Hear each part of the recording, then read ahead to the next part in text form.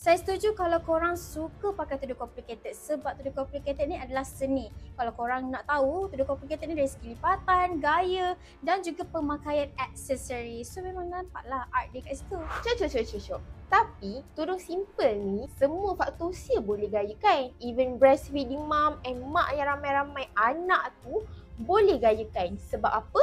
Dia 1-2 pin je. Lepas tu siap. Ya ke? Tapi kalau Hana, tudung complicated tu lagi sesuai untuk bawa pergi majlis.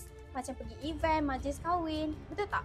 So kalau korang nak nampak glamour dengan confident, mesti korang pilih tudung complicated. Tapi kan, Kak Hana tak tahu ke tudung simple ni lagi kemas, simple, elegan, even bawa pergi event. Nampak macam yang pakai, still cantik. Tapi wanita berumur pun berkejaya. So mesti diorang akan pilih tudung complicated untuk nampak kepribadian dia. So Ain rasa? Tapi Ain sebagai seorang student sangat mementingkan tudung simple. Sebab apa? Sebab nak pergi kelas zub zap zaz. Siap.